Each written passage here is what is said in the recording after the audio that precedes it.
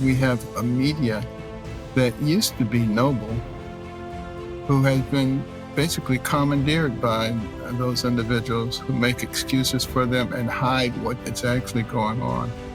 The importance of the family when it comes to raising children who are successful and increasing the well-being of a community in general. The facts are undisputable. Benjamin Franklin came out of the Constitution Hall in 1787, and he was asked, "Sir, what do we have here, a monarchy or a republic?" He said, "A republic if you can keep it." We're as close to losing it right now as we ever have been.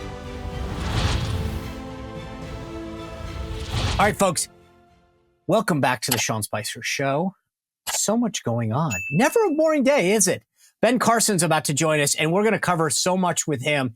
Homelessness, crime, what's going on with families. Plus, will he be the VP nominee? What else would he like to do? And what DEI, diversity, equity, inclusion, is doing to medicine, why you might want to be concerned. We have a great conversation about all of that with Ben Carson. He served in the Trump administration. A lot of scuttle that maybe he's on the ticket as VP. I'm going to ask him about it. Let's get it out there. Let's talk about that. But a lot happened last night. Big Michigan primary last night. Trump romped. Almost 70% for Donald Trump on the Republican side. Nikki Haley, of course, vowing to go through Super Tuesday. I still don't know why. But look, here's my view. We're now less than a week away from her. She has said over and over again, I'm going to stay through Super Tuesday. Well, Super Tuesday is upon us, the 5th of March. 15 states, 874 delegates at stake, including one other territory. It's American Samoa, in case you're interested in knowing that. So a lot to break down. We'll continue to get to that. A big panel discussion headed your way tomorrow. So don't worry, we got a lot going on. Plus, we'll break down the analysis of that Hunter Biden testimony that happened. But the big news coming out of Michigan, in my opinion, was Joe Biden. 100,000 people, 13% of Michigan Democrats voted for uncommitted. Now, you've heard me throw out the stat before. 10,703 voters made the difference in 2016 for Donald Trump to win that. 0.22%. These folks are saying they're not voting for Joe Biden. They're uncommitted, and they're not happy about what he's doing.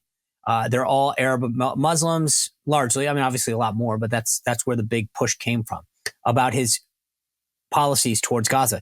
Well, that's enough to tip the state right there. Never mind auto workers that might be concerned about some of his policies. Never mind youth. I mean, this is a big deal. Keep an eye on this. Michigan, 15 electoral votes definitely in play. This is a big deal for the Trump campaign. By the way, big powwow at the White House yesterday. Speaker Johnson, Leader McConnell, Leader Schumer, and Leader Jeffries. Johnson stood firm. Now, the government will shut down this Friday night at least 4 departments, one of them, which is HUD. I'm going to ask Ben Carson. That was the department he led. What are the consequences of that?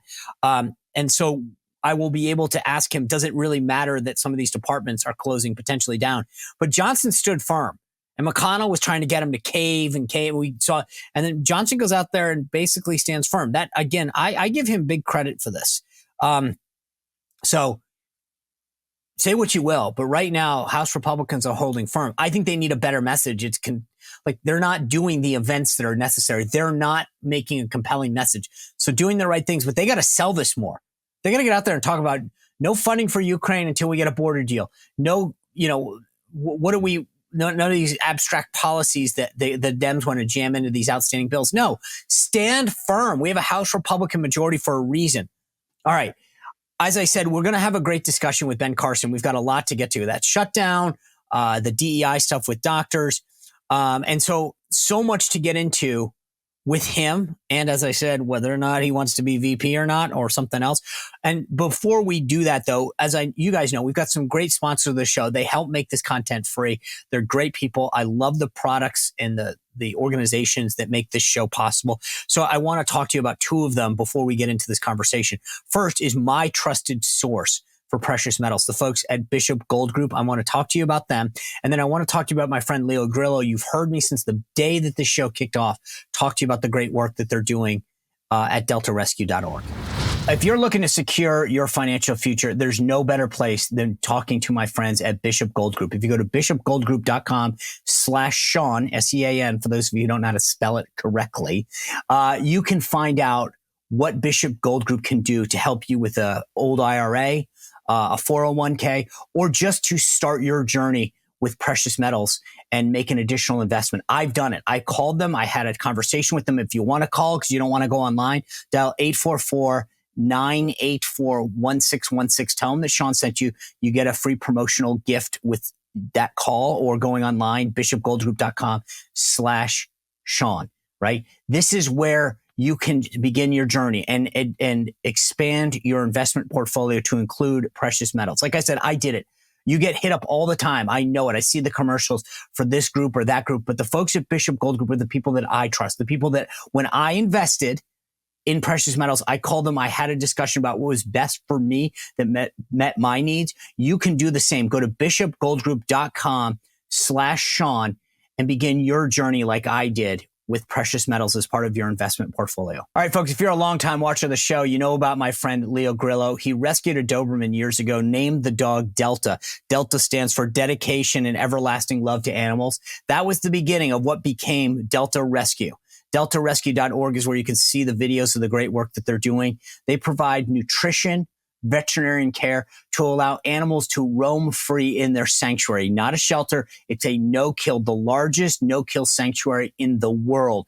These animals can roam free. They have a home for life because of the work that Leo Grillo has done. And he needs our help. It's through our contributions, $5, $10, $100, $1,000, whatever you can spare, to make sure that Delta Rescue can provide these services. But more than that, if you go on the website, deltarescue.org, you can see the videos, but you can also see the estate planning kit.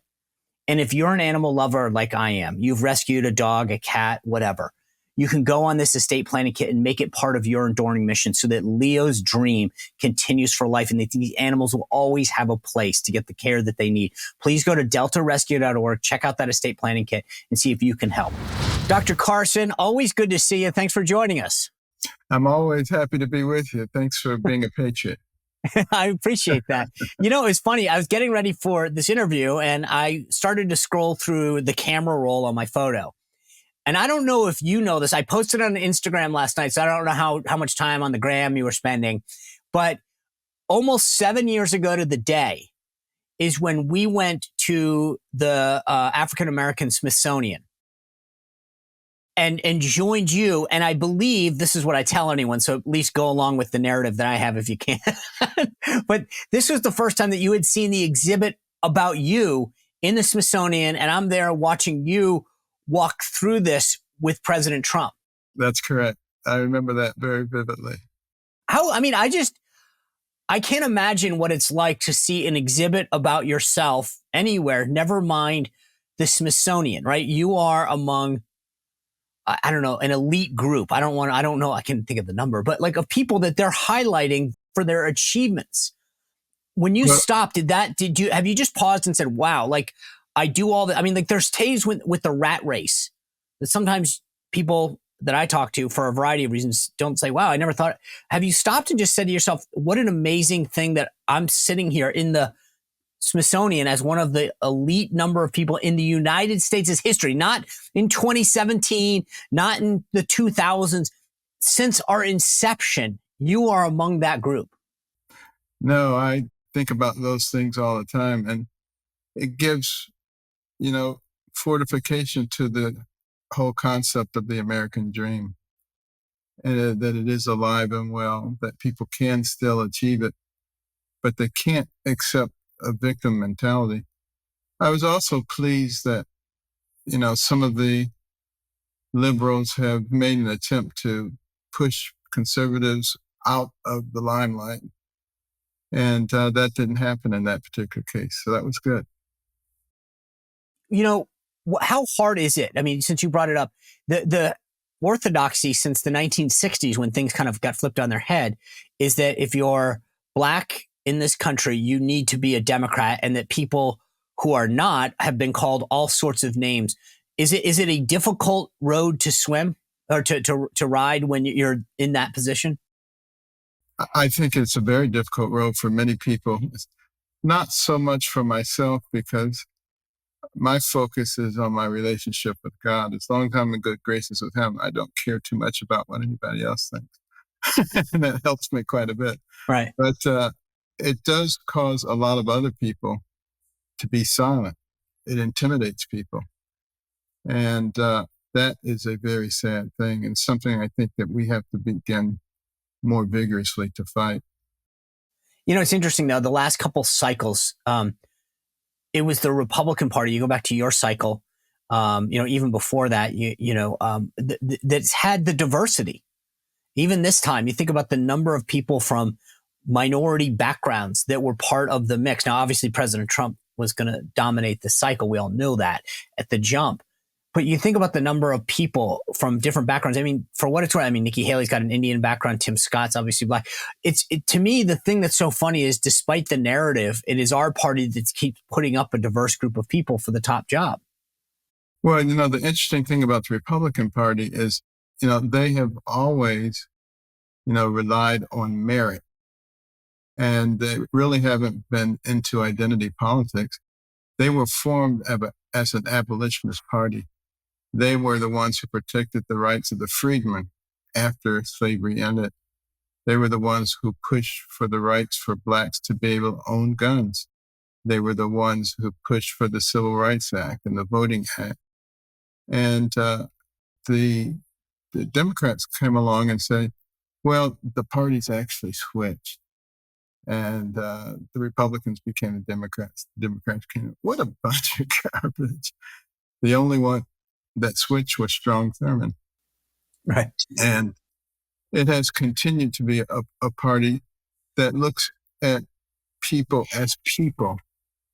And President Trump, during his administration, was very successful in decreasing unemployment in the Black community, Hispanic community, Asian community, all communities, because he believed that a rising tide lifts all boats. Don't take this group and put them over that group. Just create a situation where everyone can flourish. The higher salaries, more home buying. During the Trump administration and the African American community, home ownership reached its zenith. These are the kinds of things that I think some people are starting to notice, and that's why you're seeing the migration toward the Republican Party. So it's interesting because Trump, as you say, has this record, right? Housing, employment, etc. What is it? What is it that it will take? And I know President Trump's made headway. I mean, obviously, there's one poll that says he has 22% of Black men, especially young Black men. But what is it going to take to shift the narrative? Because it seems like society wants to be against you if you're a young Black male or even a female, but where the poll has come from, that makes it hard to be that way, to say, I want to be a conservative. Well, remember that the indoctrination has been going on for a long, long time. And you're not going to erase that kind of impact upon people in a short period of time. I myself remember growing up in Detroit, a very liberal place, and Boston, a very liberal place, and New Haven, a very liberal place, and Ann Arbor, a very liberal place, and then to Baltimore, all very liberal places. So it probably would not surprise you to know that I was a Democrat, and I was a staunch Democrat. And then I one day did something that you're not supposed to do as a staunch Democrat. I listened to a Republican. That Republican was Ronald Reagan. And I said, he doesn't sound like a horrible racist person. I said, in fact, he sounds just like my mother. And, I began to evaluate things for myself at that point. I was a young attending neurosurgeon at Johns Hopkins. And I was looking at so many people who were able-bodied people, but were on the dole. And I said, we're not doing these people any favors by making them dependent on the government. And I started working toward finding ways to empower people. And my wife and I started a scholarship program that would give scholarships to students starting in the fourth grade. We started putting in reading rooms to encourage young people to really start reading, because if you can get a person reading at grade level by the third grade, you change the trajectory of their lives. We now have 282 reading rooms across the nation. We've done a lot of things to really focus on helping people to get out of poverty. When I was at HUD, and President Trump was very much behind me in this effort to create programs that encourage self-sufficiency, because for the longest time, our programs really made people dependent. They forced fathers out of the home. They were really antithetical to the accomplishment of the American dream, and instead created a nightmare for a whole host of people. So I want to ask you talk a little bit about HUD if you can, but before we do that, in terms of the programs that you led and the changes that you made, one of the government, if the government shuts down Friday, it'll be four departments that are sort of affected. One of them is HUD. If HUD were to shut down, it's funny, I was watching the Today Show and they led with, don't worry, national parks aren't going to shut down, as if that's the most important service that we have. If HUD were to shut down temporarily, what would the effects be? You'd have a lot more homelessness. Why? Because you wouldn't have subsidies for people, and they don't have the income to be able to afford places. Affordability issues are killing us as a nation, and it's because of all the regulatory burdens. It's not that we haven't learned how to create affordable housing. It's that we have not learned how to use affordable housing. You take something that costs $150,000 to create, and then by the time you get through loading all the regulations, you're talking about $600,000. Well, who can afford that? And you have people in places like Los Angeles who actually have jobs, make $40,000, $50,000 a year. There's no way they can afford any place to live. Well, it's funny. I live just outside the nation's capital in Virginia, and there's this constant, and my city is controlled by all leftists, and they constantly are trying to have affordable housing. And to me, it's like pushing a rock up a hill, because capitalism will always prevail. And the problem is they keep trying to build affordable housing, and then the people move into it, and then the value of the property rises, and then they go, gosh, that $50,000 place is now worth $80,000, more people can't, so let's build more. What is the answer? Or is it just to say, hey, guys, you got to drive farther to get in? I mean, seriously, like, I don't understand how to me, I know it sounds silly, but they keep trying to push that. That's why I'm saying it's like a rock up a hill, because if you want to keep building housing where there's a high demand, maybe you can allow it to, it's like, Taylor Swift tickets where they come in, and then everyone starts to resell them right away at twice the cost, 3 times the cost. So you can get somebody in there at $50,000. That's great. They're the first owner. Well, number one, they're going to be smart and realize, how soon can I sell this for 80 or 90 or 100 and make a ton of money? But then secondly, the people who just naturally start to ebb and flow are going to come in at a higher rate too. And then the city says, well, we need to build another set of affordable housing. And it's the same process starts all over again. Well, the key factor really is regulatory control. We had the White House Council on eliminating barriers to affordable housing. There were 8 federal agencies involved, and we worked with the local agencies, as well as the nonprofits, the for-profits, and the faith-based organizations. That coordinated effort resulted in a lot of affordable housing. That's the only way to do it.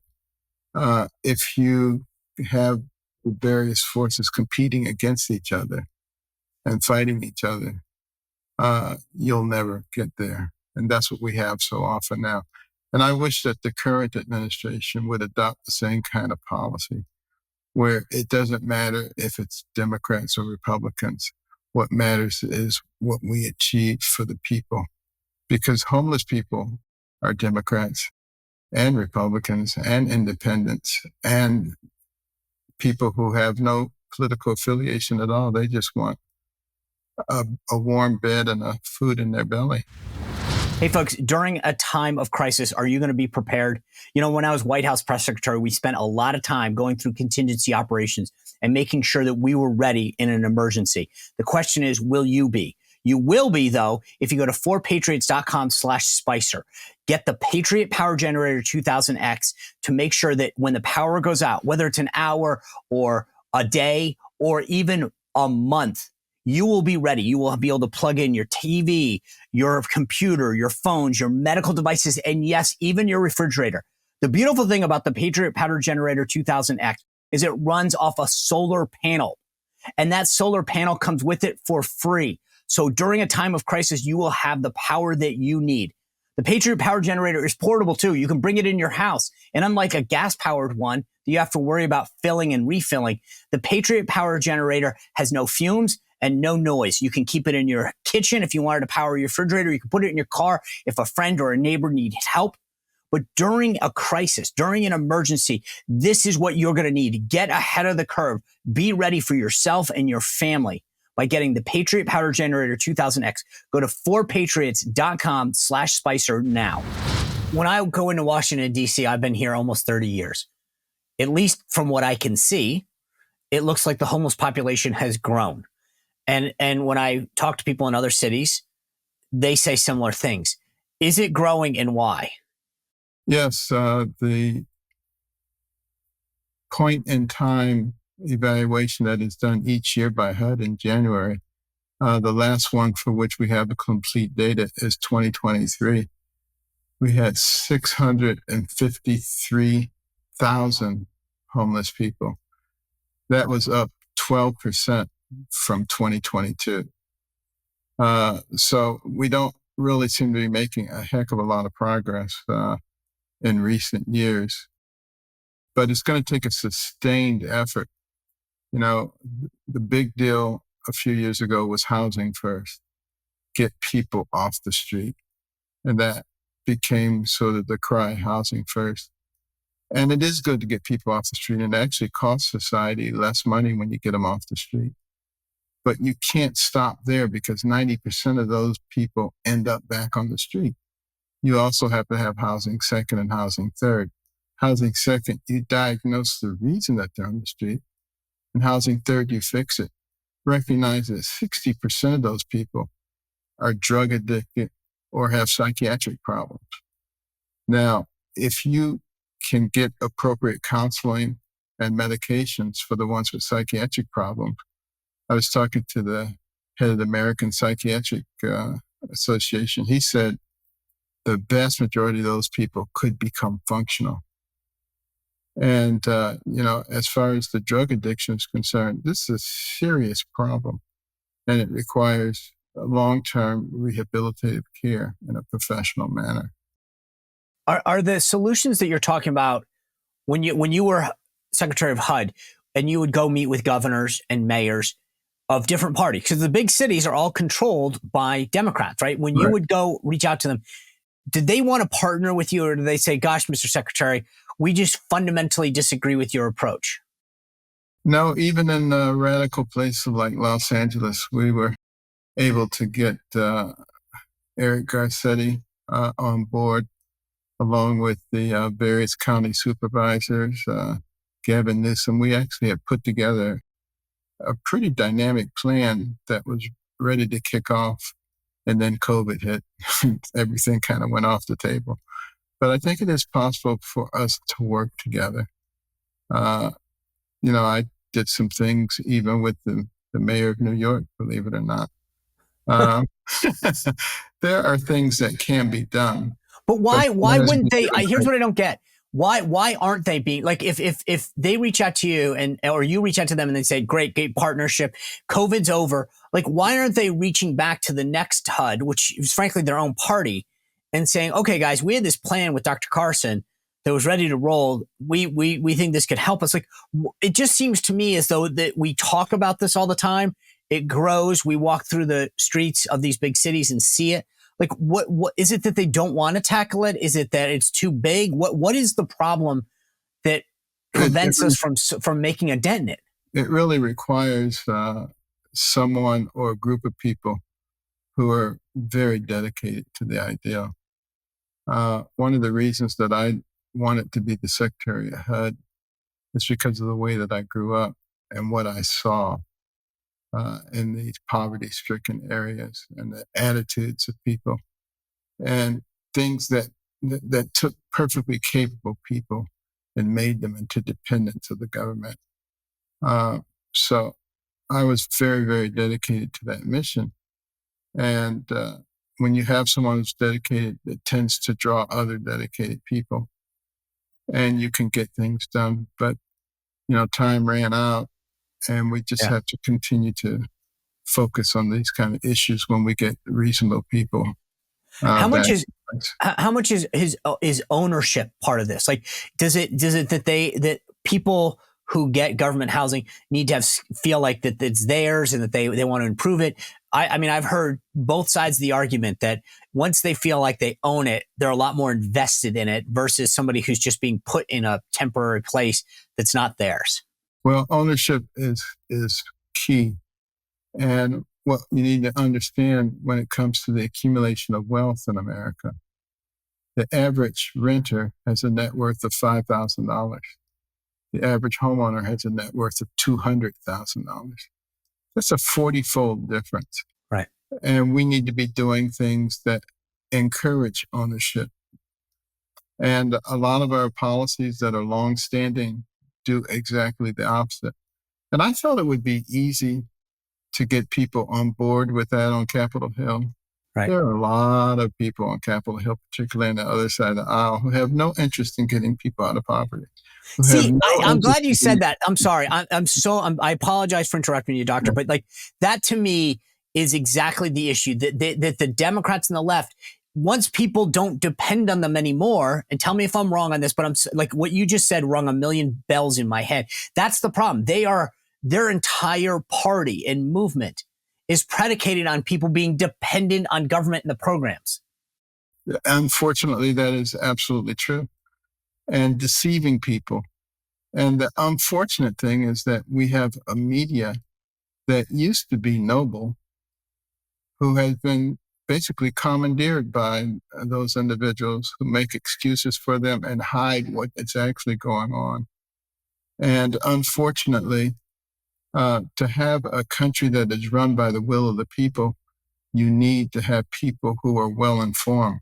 The reason that the press is the only business that's protected by our Constitution is because they were supposed to disseminate information that was unbiased to the people so the people could be well informed and could make good decisions. But instead, they have decided to place their thumb on the scale. And unfortunately, for people who are already not well informed, it just increases the problem. All you have to do is look at some of these man on the street interviews where they ask them very simple questions about how our government works or about our history. They have no clue. Yeah. Those kinds of people are very easy to manipulate. Yeah. It is appalling how bad this is. The last thing I want to ask you about the housing issue is how much of this is related to family issues, i.e., the lack of fathers in families and the breakdown of the nuclear family, because this whole woke redefinition of what's good and bad says, well, the nuclear family, man, that's something that, was perpetrated on us and that we don't need that. And yet I think that the lack of fatherhood has a huge impact on this. Well, I wrote an op-ed about that appeared on Monday in the Baltimore Sun. That is the key number one issue, the breakdown of the family and particularly the fatherlessness. Now, a couple of decades ago, some of the social scientists were talking about how that was such a big problem in the African American community and was responsible for the tremendous crime and lack of accomplishment. Well, unfortunately, that fatherlessness, that family dysfunction has spread to the entire community now, not just the African American community. Yeah. And we are seeing the results in spades. Doesn't mean it's not too late to fix it. But first, if you're going to solve a problem, you first have to recognize that it exists.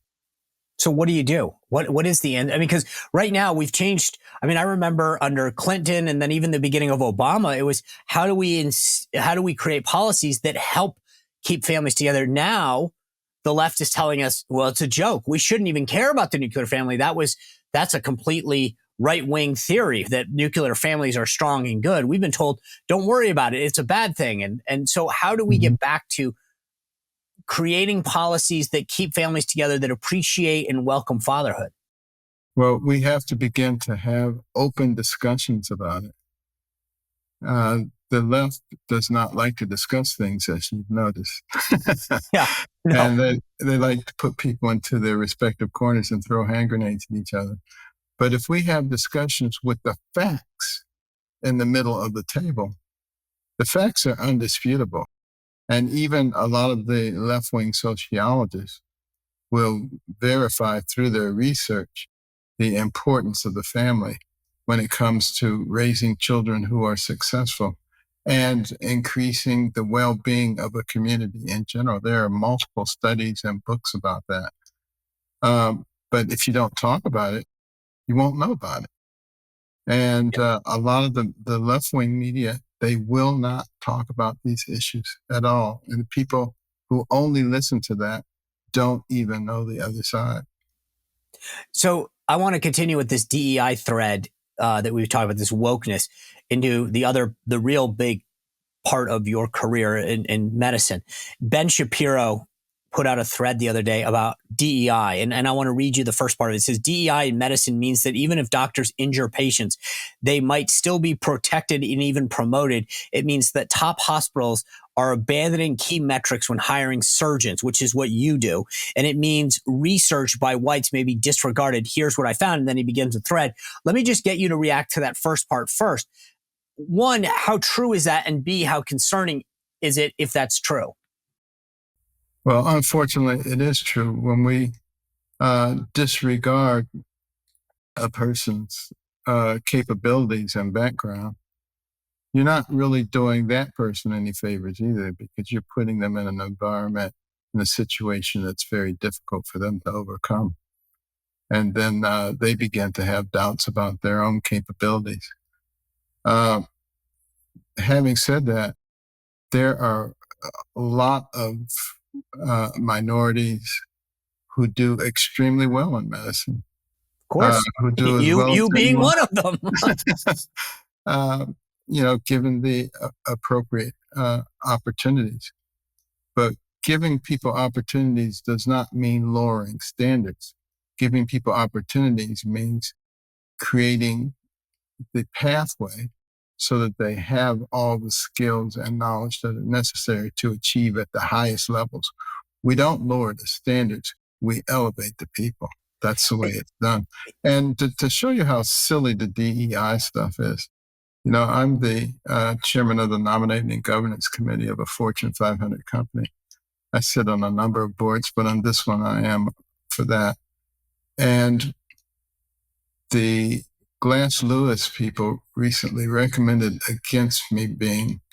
Who are the Glass Lewis people? I'm sorry. Oh, these are supposed investor relations advocates. And they said, you shouldn't vote for Carson because they only have 25% women on their board.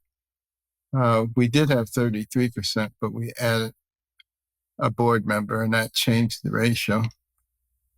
So wasn't the simple answer just to identify as a woman then? Yeah, exactly. But the stockholders didn't listen to them, and they voted me back anyway.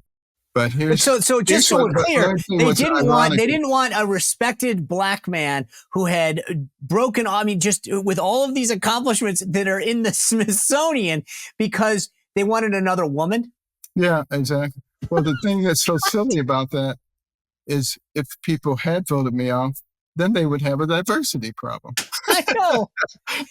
I mean, wasn't the real reason that you weren't the kind of minority that they wanted? Isn't that what we're really dancing around right now? Unfortunately, it is. Yeah. And it's just absurd. And just to tell you how absurd all of this stuff is that's going on, remember the mayor of Boston Yeah. who Michelle Wu, had right? the, yeah, the Christmas party, no Yeah. white people could come. Well, why didn't a bunch of white people just go anyway and say, we identify as black? Isn't that a lot easier than a man identifying as a woman and vice versa? That would have been wicked smart. But I mean, here's what I wonder though. I would be, if I'm someone like you who has accomplished so much in this field, and watch what happens to your point about if they lower the standards, doesn't that diminish the accomplishments of people like you who have endured all this adversity and succeeded? And it minimizes, I think, the achievement of people who did succeed by saying, we'll lower the bar for other people. Without question. And, I personally know a number of black physicians who graduated from major medical schools, number one in their class. No one seems to talk about that. They all But the want to thing make is, they want to make you seem like the black people who got through because of affirmative action. right. But the thing is that like, I'm one of these guys, right?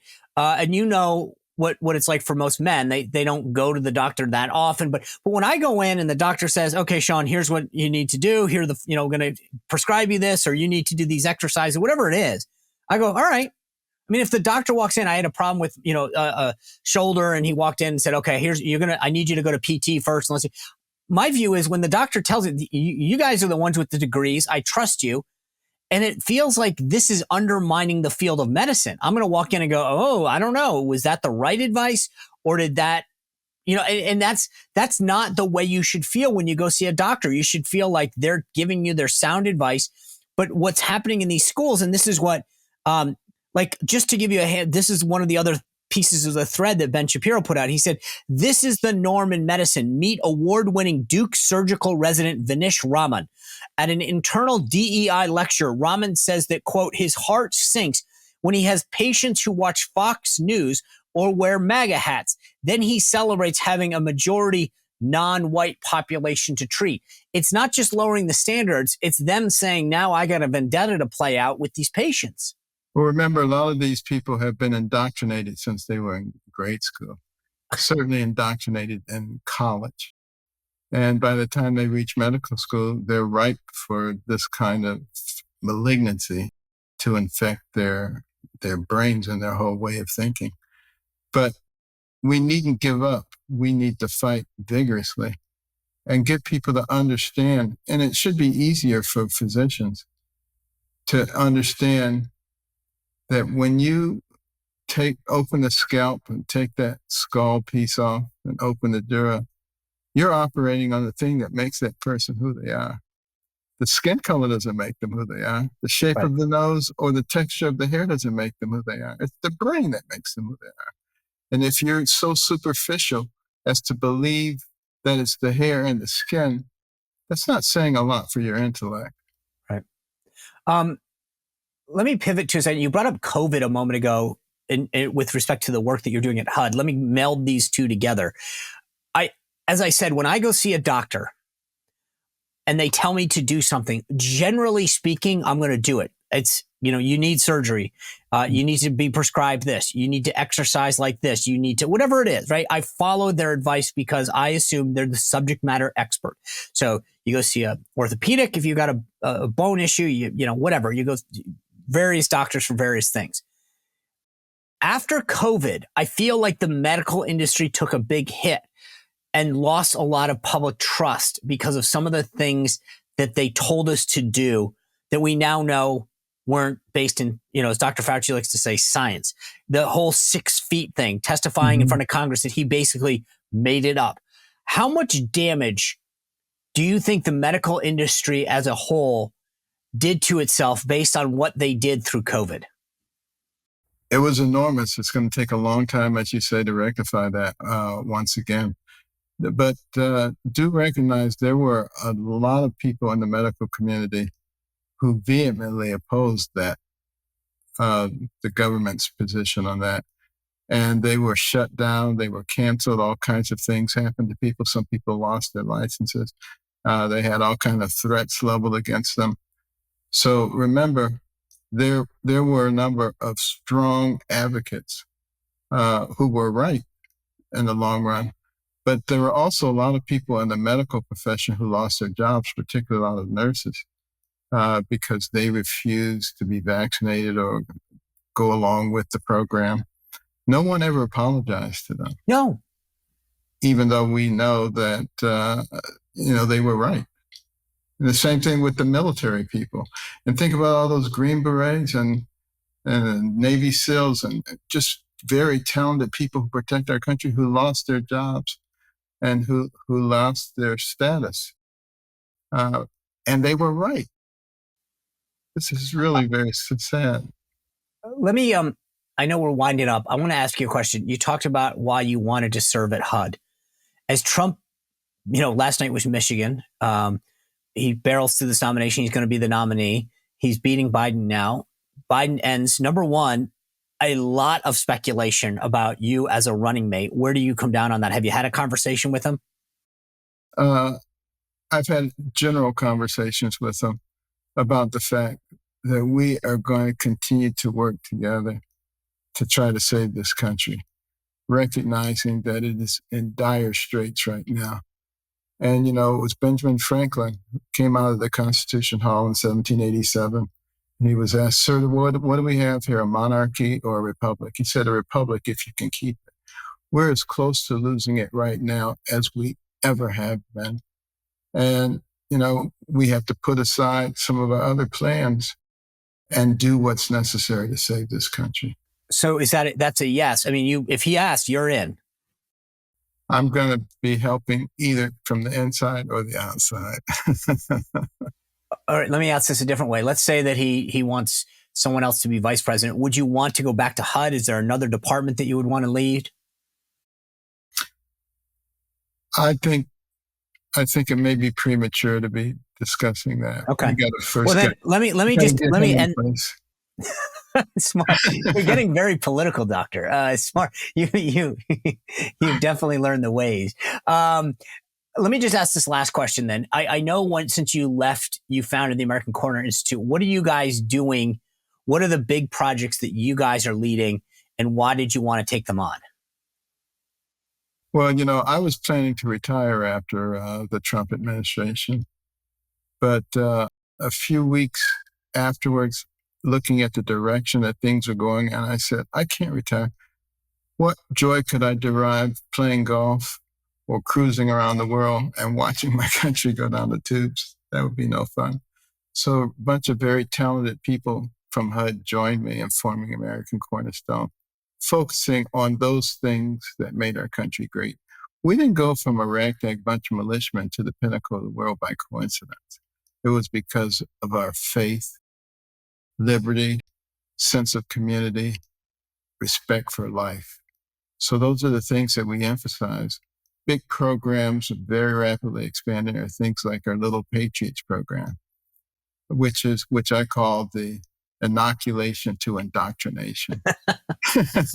And we teach the children the principles of our country and the history, the real history, the good, the bad, and the ugly, but there's a lot more good than there is bad and ugly. And it's all free of charge. It's a marvelous program, littlepatriotslearning.com. And then we have the executive branch for America, because there are 4 million employees of the executive branch in this country. When a new president comes in, he gets to change 3,000 of them. We need to get a lot more people who understand and love America into the executive branch so we can balance things off. I agree. Yeah. Well, I mean, some great work. And like I said, it's all free, which is great. People can go to your website. We'll put the link in the bio here. For those of you who are watching this on the first, you can go to the YouTube or Rumble page and it's in there as well.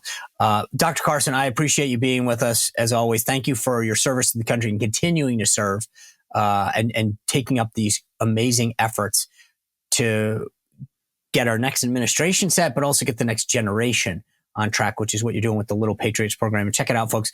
It's in a lot of schools right now. Alaska has really done a great job with it. But if you want it in your school, go to the website that he mentioned, and you will see what we can do in many, many more schools to help the next generation. Dr. Carson, thanks for being here. Folks, tomorrow we got a great panel. You're not going to want to miss it. A lot to break down. Please continue to subscribe. YouTube, Rumble, Spotify, Apple, you know where it all is. It's super helpful to be there. Hit the notification button. We'll see you back here tomorrow on the Sean Spicer Show. Thanks. Well, if you enjoyed this content, make sure to like this video, subscribe, and click the notification bell to get more.